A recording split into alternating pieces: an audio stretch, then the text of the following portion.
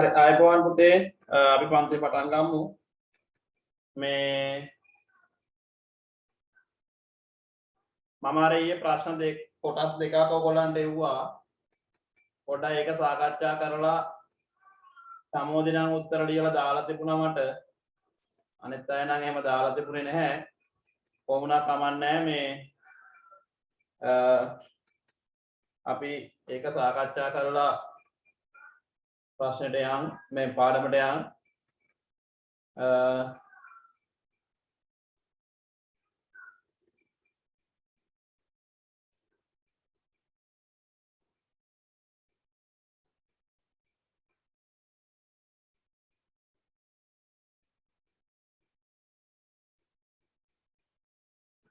හරි උත්තර ලියන්න නැති කියලා විශ්වාස කරනවා මේ ඔයාලා මම බෝඩ් එකේ ඇඳ ඔයගොල්ලන්ට ඒ අදාළ පින්තූරේ පළවෙනි ප්‍රශ්නේ තියෙන මේකේ පොඩි වැරද්දක් තියෙනවා මේ පින්තූරේ චූටි වැරද්දක් තියෙනවා මම ඔයගොල්ලන්ට එවලත් ඇත්තේ වැරද්ද එහෙම තමයි මේ මොකද්ද තියෙන වැරද්ද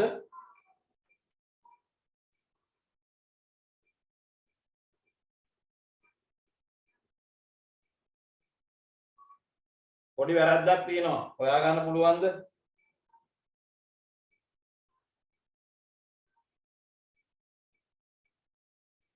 හිරෝෂි අතන වැරද්දක් නැද්ද මම මේ බෝඩ් එකේ අඳපු එක දිහා බලන්න එපා ඔයගොල්ලන්ට එවප් එක දිහා පුළුවන් නම් බලන්න දිව්වනම්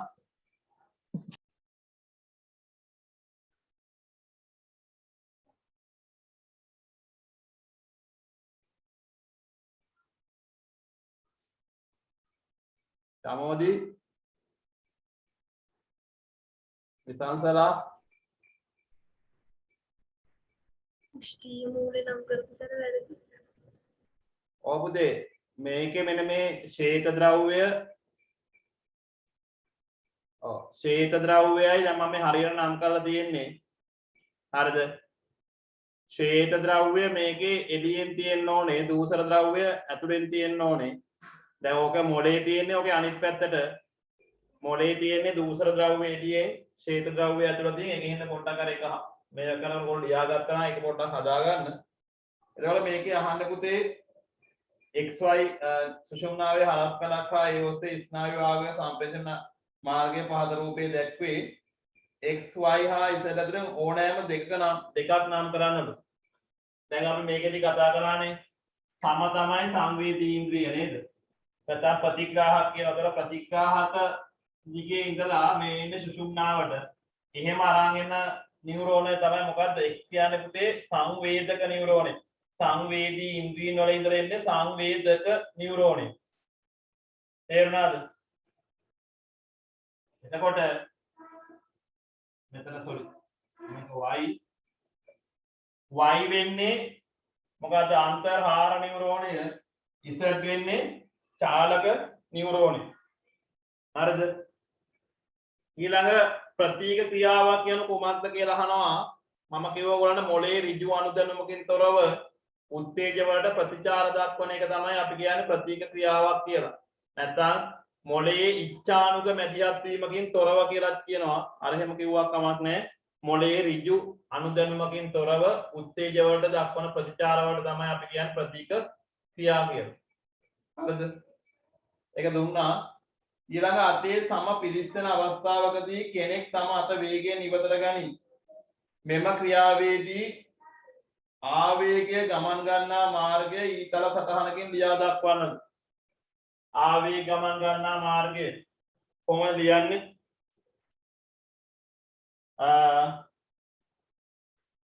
ලියන්න වෙන්නේ මෙහෙමයි පුතේ. ඉස්සෙල්ලම අපිට ලියන්න වෙන්නේ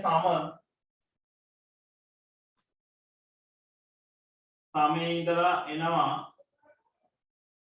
සංවේදක නියුරෝනේ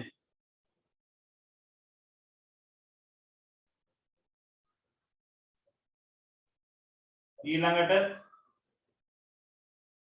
අතේ නම් පුතේ දැන් අතෙන් එන්නේ ඒක ගොඩක් වෙලාවට සුෂුම්නාවට වඩා මොළයට තමයි එන්නේ අපි ඒක කොහොමද දාමු ඒක අපි හරියටම දැනගන්න ඕනේ එතකොට ඒක දාමු අන්තර්හාර නියුරෝනේ කියලා නියුරෝනය ඒක තියෙන්න පුළුවන් එක්ක මොළයේ එහෙම නැත්නම් සුෂුම්නාවේ නේ ඒ දෙකේ තියෙන්න පුළුවන්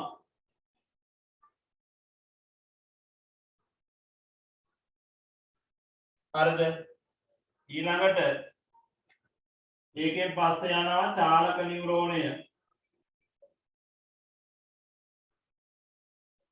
ඊට පස්සේ මේක අතෙහි පේශි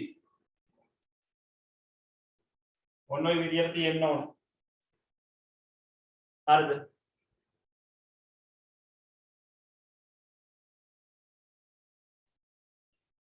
ඔක ලියලා නැත්තම් ලියා ගන්න පුතේ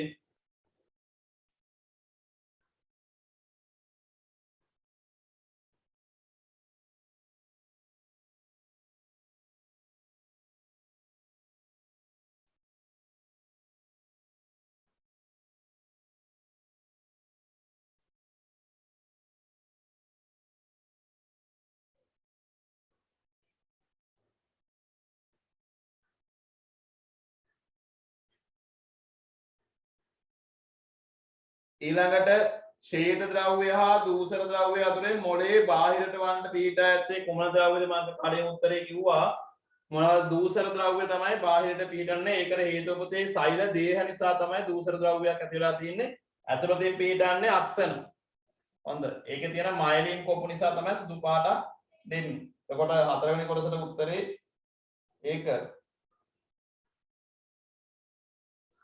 හරිද ඔය ටික තමයි මේක ලියා ගන්න ප්‍රශ්න කරන්න දැන් වැඩ නම් වැඩි නැති වෙද මම හිතන්නේ නේ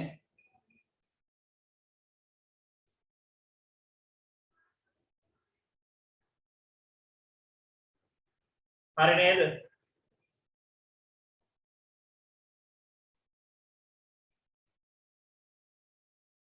මම කරනවා ඊළඟ ප්‍රශ්නේ බලන්න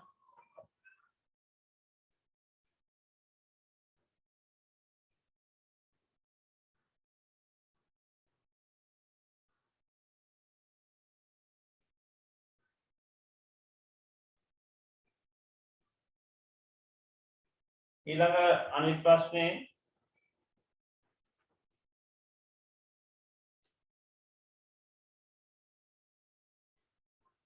මේක කියන්නේ පුතේ මේක මම ප්‍රශ්න කොටසයි දුන්නේ ඔයාලට අනිත් කොටස මේ පේපර්ස් වල එන එකක් හොඳ කොටසක් දුන්නේ ඒක කියවුවොත් B කොටස කියලා තියෙන්නේ මිනිස් මොළයේ ඇති ප්‍රධාන කොටස් ලෙස මස්තිෂ්කය අනුමස්තිෂ්කය සුෂුම්නා ශීර්ෂකය තැලමස හා හයිපොතැලමස හැඳින්විය හැකිය ඉහත කොටස් වලින් මිනිස් මොළයේ පසු ප්‍රදේශයට වන්නට පිහිටන කොටස් ඒකේ පසු ප්‍රදේශයට වන්න පිහිටන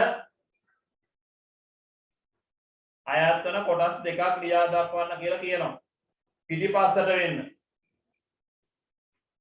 නේද හරිද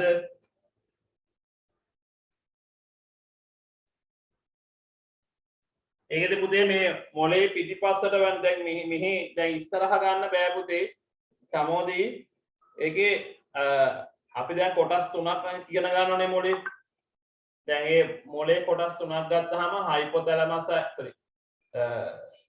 මස්තිෂ්කයයි අනුමස්තිෂ්කයයි සුෂුම්නා ශීර්ෂකයයි එතකොට දැන් ඔය චමුදී උත්තරේ හරියට දෙනවා මේ දැන් මේ ඉස්සරහින් පිහිටන්නේ මොකද්ද පුතේ ලොකුම කොටස තමයි මස්තිෂ්කය නේ පිටිපස්සට වන තමයි පුතේ මොනවද අනුමස්තිෂ්කය සහ සුෂුම්නා ශීර්ෂකය තියෙන්නේ. ඒතර ඉස්සරහින් තියෙන්නේ මොකද්ද මස්තිෂ්කය. හරිද? අනුමස්තිෂ්කය සහ සුෂුම්නා ශීර්ෂකය තමයි පුතේ පිටිපස්සට වෙන පිටිටන්නේ. හරිද? ඒක නිසා ඒක මතක තියාගන්න. ඊළඟට අහනවා පහත් දී ඇති එක් එක් ක්‍රියාව සිදු කරන ලබන්නේ ඉහත සහ කොටස් අතරින් කුමන කොටස මගින්දයි මේ කියලා අහනවා මතකය පාලනය කිරීම මතකය පාලනය කරන්න පුතේ ඔයාලා දන්නවා මස්තිෂ්කයේ නේද හෘද ස්පන්දනය අනුමස්තිෂ්කයෙන් ශ්වසනය පාලනය කරන්නේ අනුමස්තිෂ්කයෙන් ඊළඟට පේශි චලන සමායෝජනය කරන්නේ හරිද සෝරි මට වැරදුනා මතකය පාලනය කරන මස්තිෂ්කයේ හෘද ස්පන්දනයේ සුෂුම්නා ශීර්ෂකයෙන් වැරදුනා හොඳ හෘද ස්පන්දනයේ මේ ශ්වසන වේගයයි දෙකම සුෂුම්නා ශීර්ෂකයෙන් පේශි චලන සමායෝජනයේ අනුමස්තිෂ්කයෙන් ශරීර උෂ්ණත්ව යාමනය පුතේ හයිපොතැලමස් මම කියවනේ අර මස්තිෂ්කයේ මැදින් තියෙනවා කියලා කොටසක් හයිපොතැලමස් කියලා දැන් මෙහෙම මස්තිෂ්ක කොහම ගත්තොත් මේකේ මෙහෙන් තමයි කුඩා මොළයේ තියෙන නැත්නම් අනුමස්තිෂ්කයේ මෙන්න මේ හරිය සුසුම්නා ශීර්ෂකයේ මෙන්න මේ හරිය තියෙනවා මොකද්ද හයිපොතැලමස් මෙන්න මේක පස්සේ කියලා දෙනවා මේක හයිපොතැලමස් මේකෙන් තමයි උෂ්ණත්වය යාමනය කරන්නේ හරිද ඒ උෂ්ණත්වය යාමනය කරන විදිහට කියලා දෙන්න දැනට මතක තියාගන්න ශරීර උෂ්ණත්වය පාලනය කරන්න මොළයේ තියෙන හයිපොතැලමස් ඔය ළඟම තියෙන තවත් එකක් පිටයුටරි ග්‍රන්ථිය කියන හොඳ ඔන්න මට අර කියනකොට වැරදුනා ආයි පැහැදිලි කරගන්න මතකය පාලනය කරන්නේ මස්තිෂ්කයෙන් හෘද ස්පන්දනය පාලනය කරන්නේ සුෂුම්නා ශීර්ෂකයෙන් ශ්වසනයත් සුෂුම්නා ශීර්ෂකයෙන් පේශි චලන සමායෝජනයේ අනුමස්තිෂ්කයෙන් නැත්නම් කුඩා මොළය ඊළඟ ශරීර උෂ්ණත්වය යාමනය කරන්නේ හයිපොතැලමස්ෙන් දෘෂ්ටිය ශ්‍රවණය වැනි සංවේදන හඳුනා ගන්නෙත් මස්තිෂ්කයෙන් පුතේ හරිනේ එක පැහැදිලි නේද ඊට පස්සේ තුන්වෙනි කොටස ප්‍රතික ක්‍රියා සිදු කරනු ලබන්නේ මොළය හා සුෂුම්නාව යන අවයව මගිනි ක්ෂණික ප්‍රතිචාර දැක්වීමට ප්‍රතික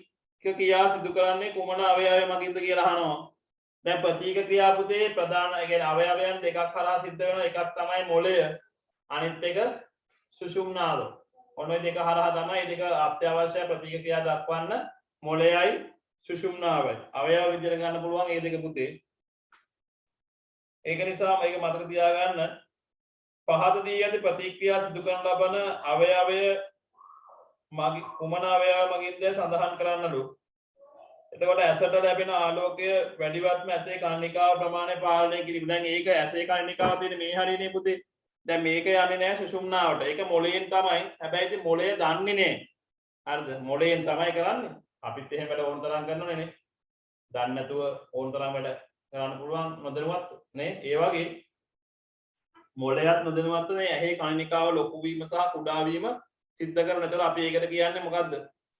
දැන් උතන සම්බන්ධ වෙන්නේ මොළය.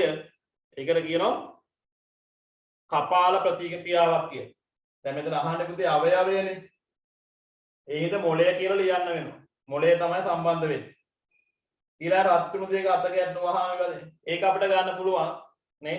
සුෂුම්නාවත් එක්ක සම්බන්ධ. මෙහෙන් එන එකක් නේ. ඒක සුෂුම්නාවත් එක්ක සම්බන්ධයි. අපි ඒක කියන්නේ සුෂුම්නා ප්‍රතික ක්‍රියා කියලා.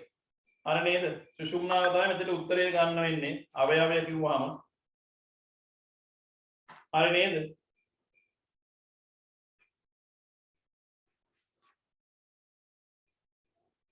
ඔන්න ඔය ටික මතක තියාගන්න. ප්‍රශ්න වලට උත්තර ලියන්න පුරුදු වෙන්න පුතේ. ඒකට තමයි මේක කරන්නේ. නැත්තම් අහගෙන මෙහි කියන මදි. මම ප්‍රශ්න එවනවා. ඕගොල්ලෝ දැන් මම ගොඩාක් ලොකු ප්‍රශ්න එවන්නේ නෑ. ඉතින් ඒ වන ටිකට එදා උත්තර ලියන්න. ආයෙ පස්සට දාන්න එපා. ඕනේ දැන් සමෝධිය යන ලියලා තිබුණා මේ දිනේකුත් දාලා. අන්න එහෙම හොඳයි. හැබැයි පුතේ ඒකේ ප්‍රශ්නෙත් ලියා ගන්න නම් තවත් හොඳයි. හරිද? ඒක කොහේ හරි සේව් කරගන්න නම් ගැටලුවක් නැහැ. සේව් කරගන්න අමාරුයිනේ. ඒකේද ප්‍රශ්නේ උත්තරේ දිනේ දාලා ඒක ලියලා කොලයක හරි ලියලා ඒක කොලට එකතු කරගන්න. නැත්තම් පොතක හරි ලියන්න. හරිනේ? ඒක කරගෙන යන් දිගට මම ප්‍රශ්නේ වන්නම්. හරිද? ෆොටෝ එකක් ගහලා මටත් දාන්න. ඒකට මම දැන් අර සාකච්ඡා කරන්න කලින් බලලා ඔයගොල්ලන්ට එවන්න පුළුවන් නම් අඩුපාඩු කියලා මම එවන්න. එහෙම එව්වා කලිනුත්. හරිනේ? අපි අද පාඩමට යමු.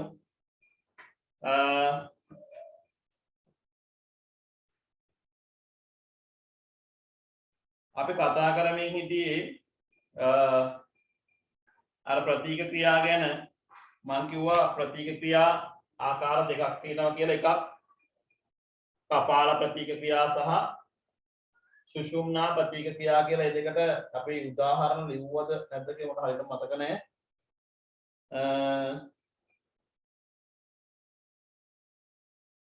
ලිව්වේ නෑ නේද?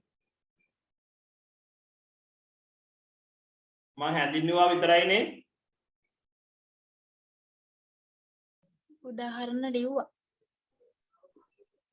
ඔව් ඒකේ කපාල ප්‍රතික ක්‍රියාවක් කියන එක ලිව්වේ නෑනේ. ඒක ලිව්වේ නැහැ. ඔව්.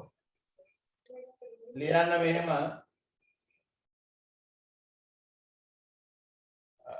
प्रतीक क्रिया आकार දෙකකි प्रतीक क्रिया आकार දෙකකි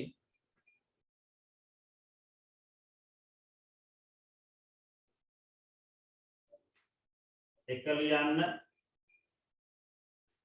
කපාල ප්‍රतीक क्रिया ආකාර දෙක ලිව්වා සර්.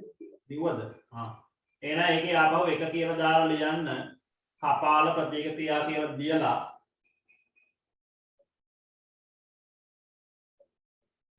කපාල ප්‍රतीक क्रिया කියලා ලියලා ඒකේ අර්ථය ලියන්න ඉස්සරහින් ඉරක් ගහලා හරි යටින් හරි ලියන්න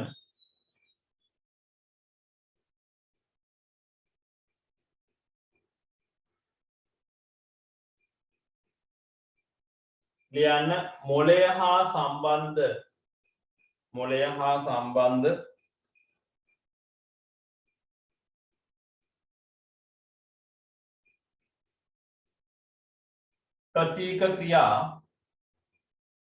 प्रतीक क्रिया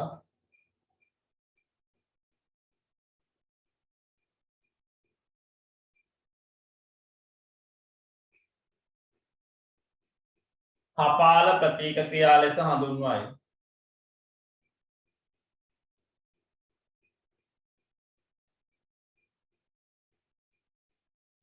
කපාල ප්‍රतीक ක්‍රියා ලෙස හඳුන්වයි.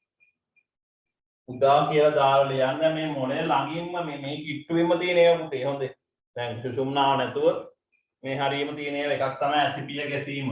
මේ නැත්නම් ඇසට යමක් කෙන විට ඇස පිය වැහෙන ඇස වහගන්න එක. ඒක ඇස පිය ගැසීම.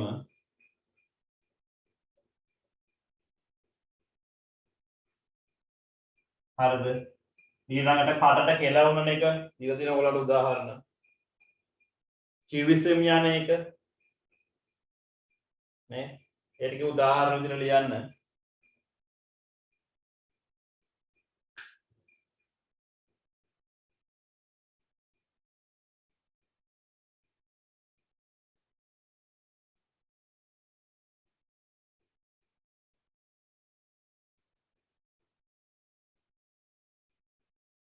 දෙවැනි එක සුෂුම්නා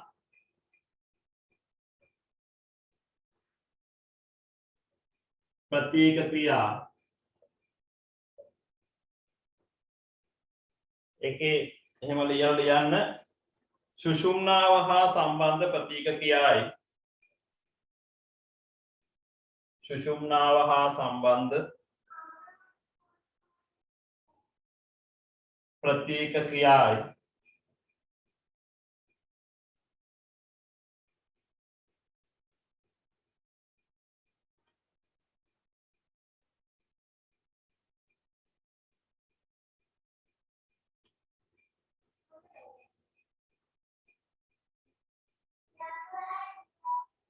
ඒකට උදාහරණ ලියා ගන්න පුතේ.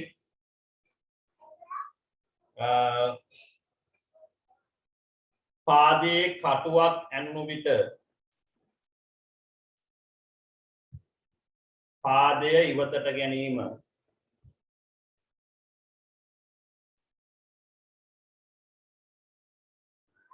පාදයේ කටුවක් ඇනුණු විට පාදය ඉවතට ගැනීම.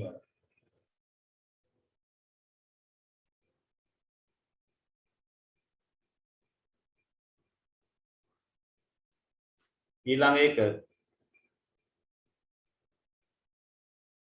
අත රත් වූ යමක ගැටුණු විට අත රත් වූ යමක ගැටුණු විට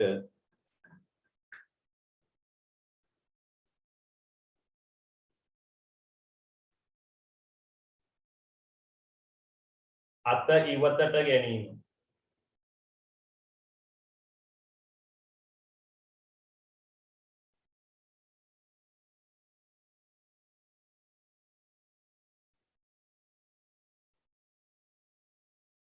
අත රත්තු යම ගැටුවට අත ඉවතට ගැනීම.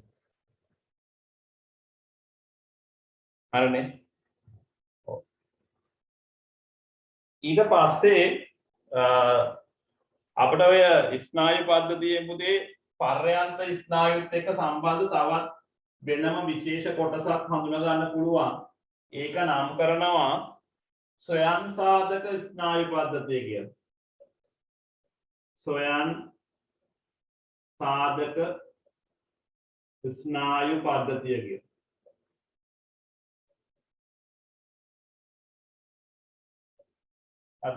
ස්වයං සාධක ස්නායු පද්ධතිය.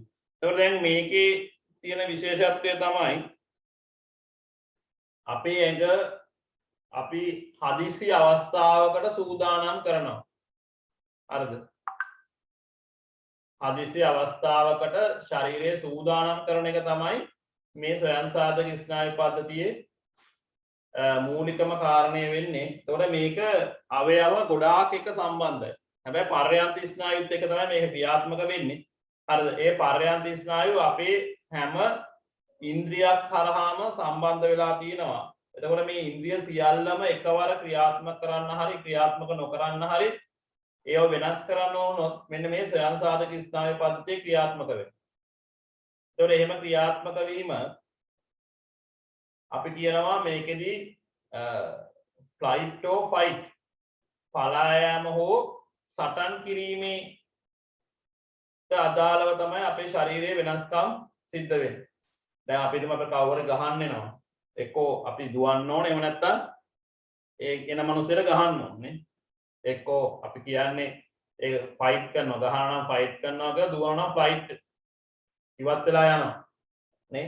එතකොට ඒකෙදි අපේ ශරීරයේ යම් යම් වෙනස් වීම් සිද්ධ වෙනවා නේ. දැන් අපිට ගහයි කියලා බය හිතුනොත් අපේ ඇඟේ වෙනස්කම් සිද්ධ වෙනවා නේ. මොන වෙනස්කම්? දාඩිය දානවා නේ. ඇස් ලොකු වෙනවා නේ. බය වුණාම වෙන දේ නේ. ඊට පස්සේ හෘද ස්පන්දන වේගය ගොඩාක් වැඩි වෙනවා. ඒතකොට හුස්ම ගන්න වේගයත් වැඩි වෙනවා. ඒතකොට ආහාර ජීර්ණය සම්බන්ධයෙන් අපේ ඇඟේ ඒව අඩු වෙනවා පුතේ. අපි කියනවා ආන්ත්‍රික චලන අඩු වෙනවා කියලා. ආන්ත්‍රික ක්‍රියාකාරීත්වය අඩු කරනවා. ඒතකොට මේ ඔක්කොම සූදානම් වෙලා ඉන්නේ අර ඔක්කොම එයාලා බය වෙච්ච ඒ ක්‍රියාව සඳහා තමයි ඇඟ සූදානම් වෙලා ඉන්නේ. ඒතකොට ඒකට ශක්තිය සපයන්න තමයි බලන්නේ. හරිද? එහෙම වෙනවා. ඒතකොට ටික වෙලාවකින් ඕක ආපහු නැති වෙලා යනවා. දිගටම බය වෙච්ච ගමන් ඉන්න බෑනේ. නේ? ඒ මොනතර යකු ගහුවා වගේ කියලා තමයි කියන්නේ. එහෙම ඉන්නේ නෑ. ආයෙ මොකද වෙන්නේ?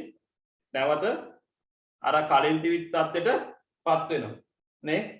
අන්න ඒක ක්‍රියාත්මක කරන තමයි මේ ස්වයං සාධක ස්නායු පද්ධතිය කියන එක ක්‍රියාත්මක වෙන්නේ. මේකේ ප්‍රධාන ආකාර දෙකක් තියෙනවා. එකක් තමයි අනුවේගී. අනිත් එකට කියනවා ප්‍රත්‍යානුවේගී කියලා.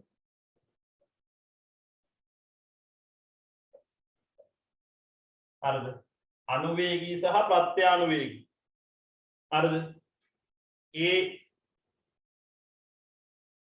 ස්නායු කොටස් ඒ කියන්නේ මේ මාර්ග දෙකෙන් තමයි මේ ක්‍රියාවලිය සිද්ධ කරන්නේ. දැන් අනුවේගීයෙන් තමයි වැඩි කරන්නේ. හරිද? දැන් බය වුණාම තියෙන තාත තමයි අනුවේගීයෙන් කරන්නේ. ඊට පස්සේ බය නැති කරන එකට අදාළ වෙන්නේ ප්‍රත්‍යානුවේගී. අනුවේගී වුණාම තමයි මොකද වෙන්නේ? ඇස් ලොකු වෙනවා. අපි කියන ඇහි තියෙන කන්නිකාව විශාල වෙනවා. කන්නිකාව කියන එක මතක ඇතිනේ ඔය කළු ඉංගිරියාව ඇතුලේ තව තියෙනනේ බෝලයක්. මෙහෙම මේක මේ සුදු ඉංගිරියාව මේ කළු ඉංගිරියාව තව බෝලයක් කියනවා. අන්න ඒක තමයි අපි කියන්නේ කන්නිකාව කියලා. කොහොමද මතක ඇති ඇහැ ගැන ඉගෙන ගත්තනේ. හරිද? එතකොට හොඳට මෙහෙම මතක තියාගන්න බය වුණාම ඔන්න ඇස් ලොකු වෙනවා.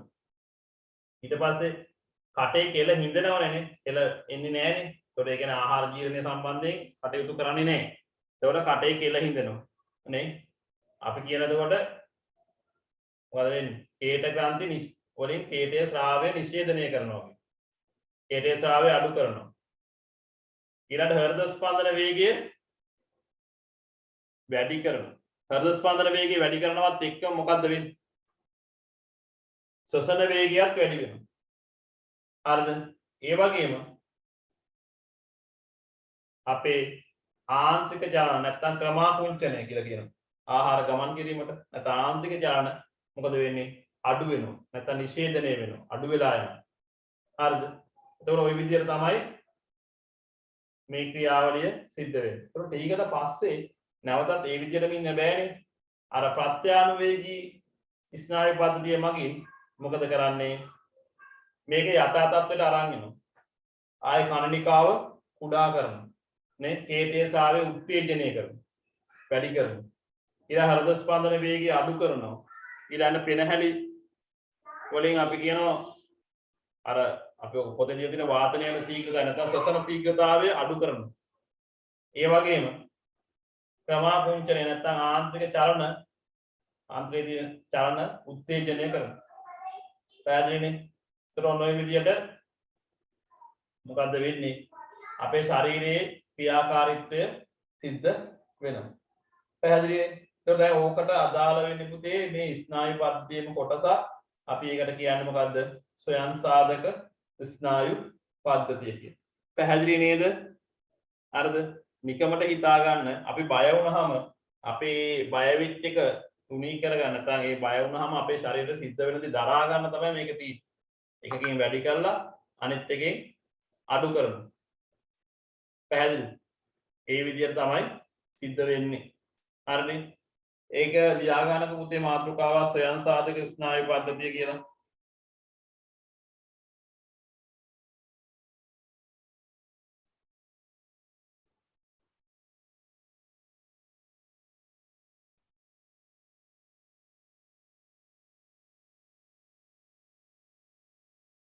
ඒකේ අර්ථය ලියන්න මෙහෙම.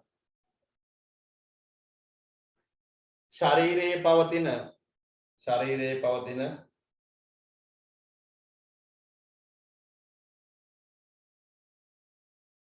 අනිච්ඡානුගව ක්‍රියාත්මක වෙන ය හිතාමතා පාලනය කරන්න බැරි ඒවා අනිච්ඡානුගව ක්‍රියාත්මක වන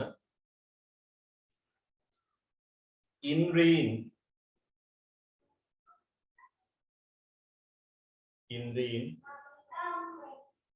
අනිච්ඡානුගව ක්‍රියාත්මක වන ඉන්ද්‍රීන්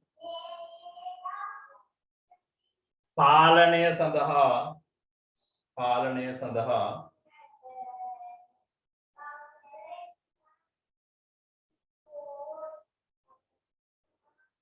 ස්වයං සාධක ස්නායු පද්ධතිය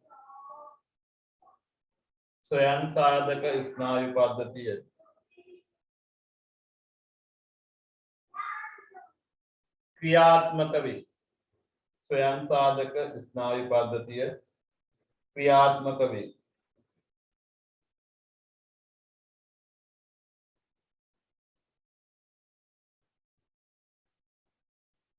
මෙහි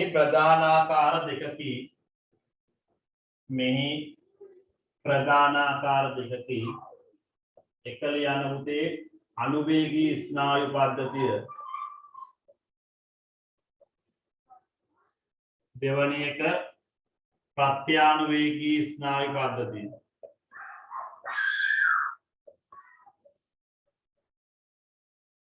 අනුවේගී ස්නායු පද්ධතියයි ප්‍රත්‍යානුවේගී ස්නායු පද්ධතිය.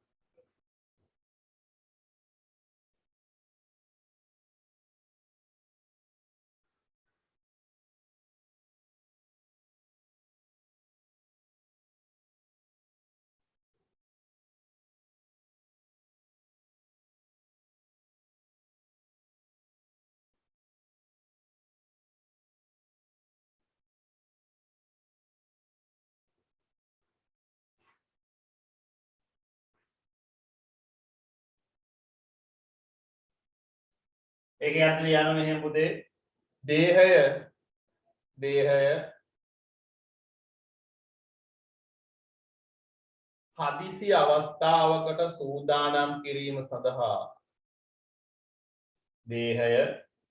හදිසි අවස්ථාවකට සූදානම් කිරීම සඳහා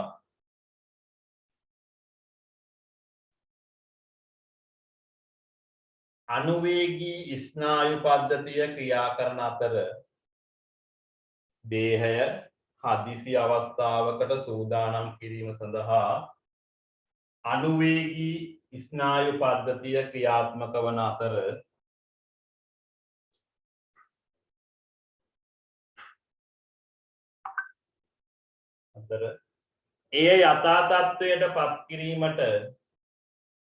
එය යථා තත්ත්වයට පත් කිරීමට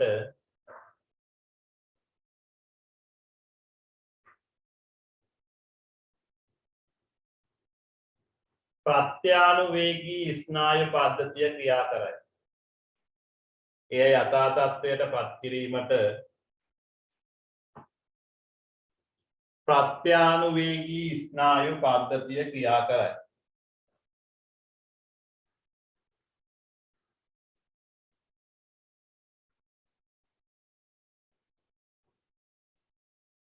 මේමයි මුදේ කිව්වේ හදිසි අවස්ථාවකට දේහය සූදානම් කිරීමට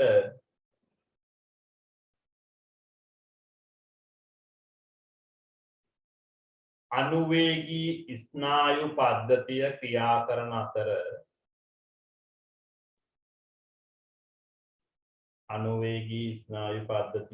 කරන අතර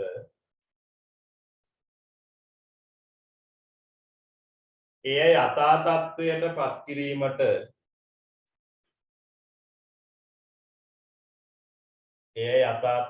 පත් කිරීමට ප්‍රත්‍යානුවේගී ස්නායු පද්ධතිය ක්‍රියා කරයි. එය යථා තත්ත්වයට පත් කිරීමට ප්‍රත්‍යානුවේගී ස්නායු පද්ධතිය ක්‍රියා කරයි. හරි නේද?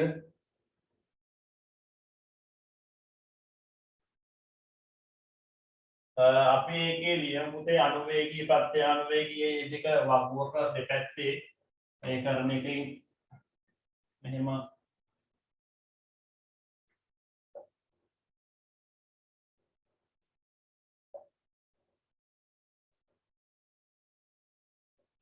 දැන් මේකේ ටික අපි මෙහෙම ලියමු.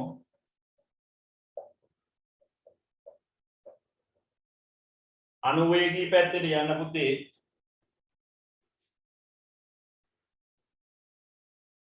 කණිනිකාව විශාල වේ. හොඳ. කණිනිකාව විශාල වේ. ප්‍රත්‍යානුවේගී පැත්තේ ඉස්සරහින්ම ලියන්න කණිනිකාව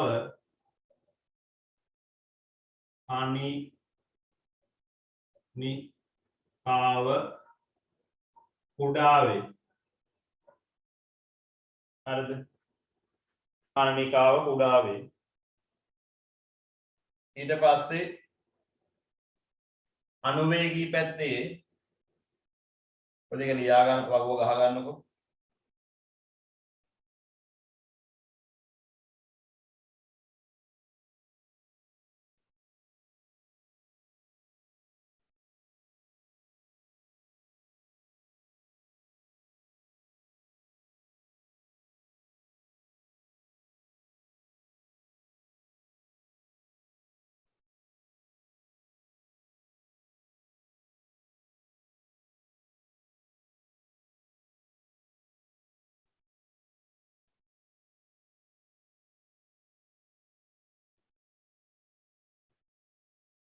හරිනේ. දැන් ලියන්න පුතේ අනුවේගී පැත්තේ ඊළඟ එක කේතය ශ්‍රාවය නිෂේධනය කරයි. මේ පැත්තේ නිෂේධනය කියන්නේ අඩු කරනවා කියන එක. කේතය ශ්‍රාවය නිෂේධනය කරයි. අපි කියන්නේ බය වුණාම කටේ කියන හිඳනවා කියලානේ. කේතය ශ්‍රාවය නිෂේධනය කරයි. මේ පැත්තේ කේතය ශ්‍රාවය උත්තේජනය කරයි. කේත ශ්‍රාවය උත්තේජනය කරයි.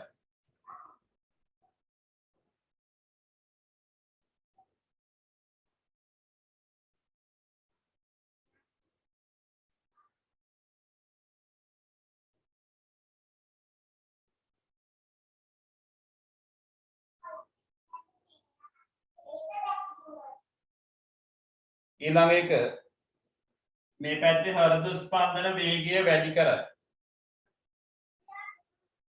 හෘද ස්පන්දන වේගය වැඩි කරයි. මේ පැත්තේ හෘද ස්පන්දන වේගය අඩු කරයි.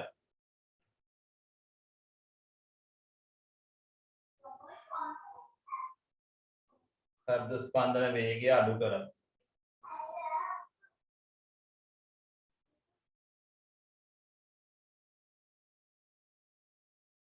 මේ පැත්තේ ශ්වසන වේගය වැඩි කරයි. ශ්වසන වේගය වැඩි කරයි.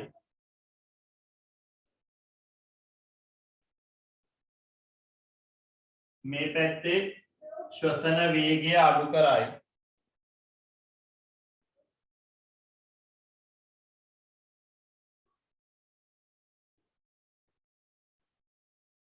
මේ පැත්තේ යන පුතේ ආන්ත්‍රික චලන නිෂේධනය කරයි.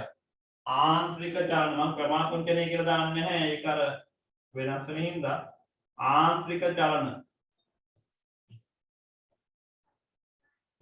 නිෂේධනය කරයි.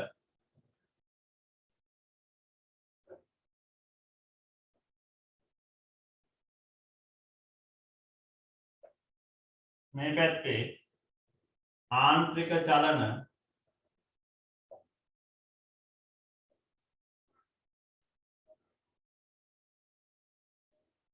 උත්තේජනය කරයි.